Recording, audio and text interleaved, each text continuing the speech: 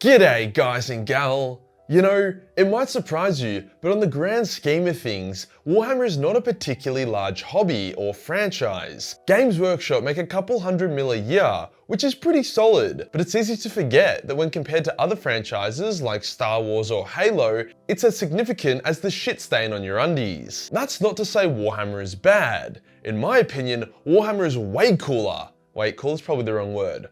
Warhammer is way richer in lore and more enjoyable as a hobby. I'm just trying to put the scale of things in perspective. So why do we have like 10 times more YouTubers than the Halo and Star Wars communities? It blows my mind. Dozens of lore channels, numerous battle report channels, and a decent amount of painting channels, all dedicated to Warhammer. Star Wars has like 6 channels for lore and half of them are dead. Halo has a handful and they're hybrid lore and gameplay channels. We straight up have an industry of dedicated lore masters who don't feature the other parts of the hobby. Is there perhaps too many of us? Should there be a battle to the death where the winner takes all the market share and subscribers?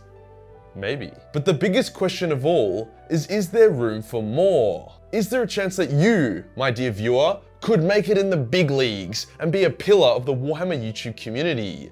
The answer is to be revealed in this video. What? I need that succulent watch time, you impatient bitch. Today we'll assess the state of the Warhammer YouTube community, mostly the lore masters, because there are a shitload of them, and ask ourselves if there is too many of us and is there still room for more. And to ice up the cake, I'll also talk about if it is financially viable being a Warhammer YouTuber, even for those of us with hundreds of thousands of subscribers. Let's get into it. In all fairness to the community, I think the amount of painting channels and battle report channels is appropriate. You got Squidma, Midwinter Minis, Miniac, and a handful of others doing their part and making good content, whilst battle reports are provided by people like Tabletop Tactics, small handful of people. Then you go to the lore side of things and holy fuck me dead. I can list 20 off the top of my head, and that's not even including channels that occasionally do Warhammer lore as well as other things. Voldemort, Great Book of Grudges, Luton, 40k Theories, Book of Choa, Loremaster of Sotek, the list goes on. Why the fuck are there so many, I hear you ask? Well, the barrier for entry for making lore videos is super low. For a painting channel, you actually have to be good at painting and need a decent camera setup. For a battle report, you need an entire fucking army with enough terrain to make it pleasing to look at. For lore, all you gotta do is paraphrase a fucking wiki and slap it onto a slideshow and bam! You don't even need a decent microphone or high-res images. You can produce absolute dogshit content and you are guaranteed to get a few thousand views. I'm speaking from experience here. So naturally, a Warhammer nerd who wants to be a YouTuber will generally take the path of least resistance. Back when the first Warhammer lore YouTubers emerged, it was like a fire sale. The shittest videos with the shittest editing were getting hundreds of thousands of views and pulling in dozens of thousands of subscribers. You could literally record yourself taking a shit and title the video Nurgle's Greatest Weapon and you'd easily rack it in. Well, fortunately for everyone, except those first few founding lore YouTubers, the standards have increased dramatically since then. You can't get away with shitting in your microphone anymore. Actually, you probably could, but that's besides the point. New channels, such as Sleepy Sack, are coming out with decent audio, editing, and scripts. Training and induction processes ensure that only the elite and fully dedicated, but they just can't quite crack it. If Sleepy Sack started Warhammer lore 5 years ago, he'd be laughing. Luton would be sucking on his holy teats. But the reality is, he's just too late to the party. Doing well as a Warhammer lore YouTuber isn't about having good editing or audio, it's about being different. Sleepy Sack saw that Luton was successful, so he emulated Luton's style. Even his thumbnails looked the same for a while until I told him to settle down with that. On paper, that doesn't seem like a bad idea, until you realize that if people want to watch Luton, they'll watch Luton. They don't want to watch a discount Luton.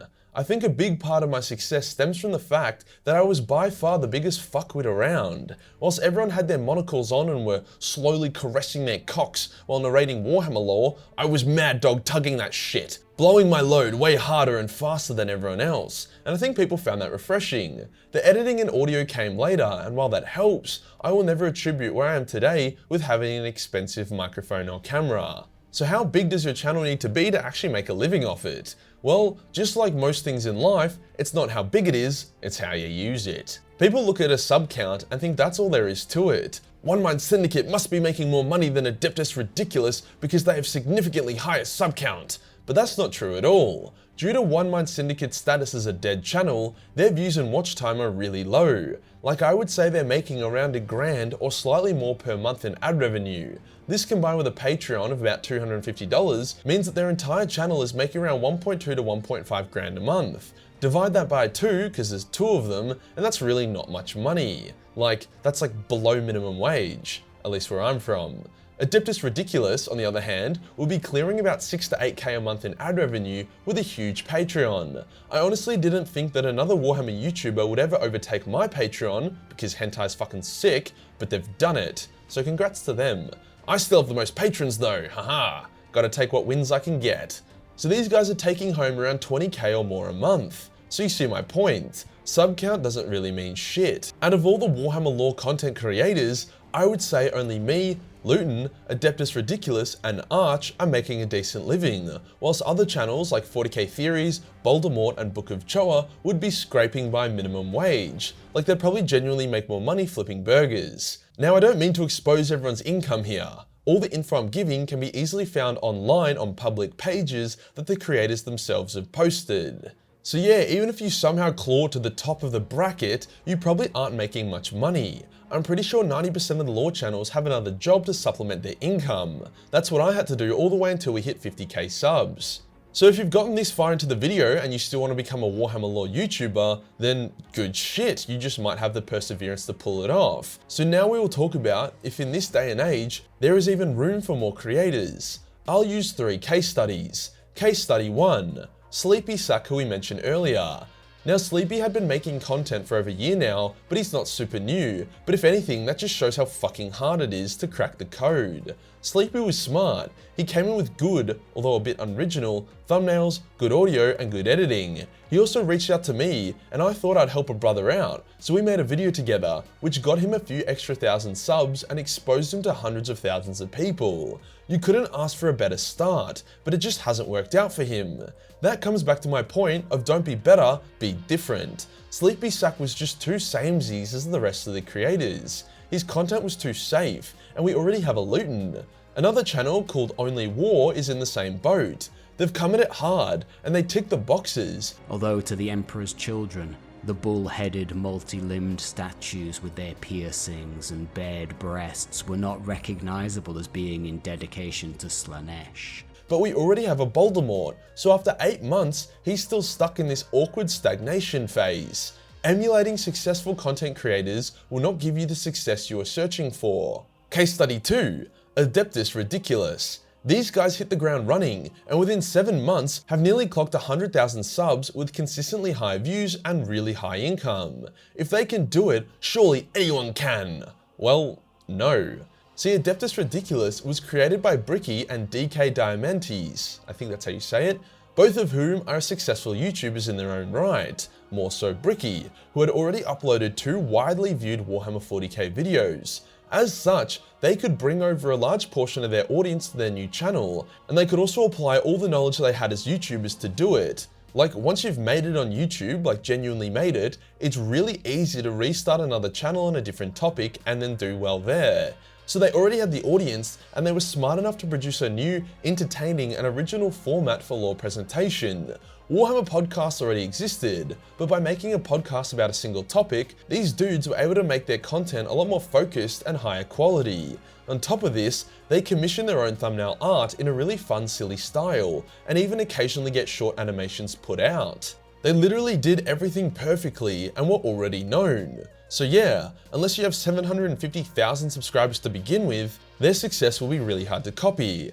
And the final case study is Barry Waltz, a fellow Australian who has embraced his true nature and is actually finding some success from it. Barry started out a few months ago and he tried to crack the code. He tried gameplay, a bit of conceptual stuff, and reaction videos, but it just really wasn't panning out for him. Reaction videos only work when people know the person who is reacting because they want to see their favorite YouTubers react to stuff they like. However, Barry is also a meme lord and he started pumping out some good fucking memes. This planet is ours, witch. Monkey. Monkey. As a result of this, Barry's views are up 5,000% and his subs are up 2,000%. That's because he decided to be different. There was no one else making spicy short videos as he was, and now he's taken a fat slice of the pie. Now Barry isn't actually making over 100 grand a year, not even close. See, you need watch time to make decent money, and 10-second meme videos just don't get much watch time. On top of this, it's really fucking hard to promote a Patreon or get sponsored if your primary content is only 10 seconds long. But this man is onto something, and I reckon he'll figure it out. So in conclusion, is there too many Warhammer lore channels? Yes, way too many. Is that a bad thing? No, not at all. The more the merrier. Is there room for more? Yeah, if you have a unique and entertaining way of producing lore videos, then sure, but there's a higher chance that GW will apologize for abusing copyright laws than there is for you to find success as a Warhammer lore content creator. If you enjoyed the video and you want to support the channel, then Patreon is the place to be. Only $1 per month give you access to a boatload of Warhammer hentai. Hit the subscribe button, then hit the real subscribe button for more content. Join the Discord for more memes, and I'll see you in the next one. Peace.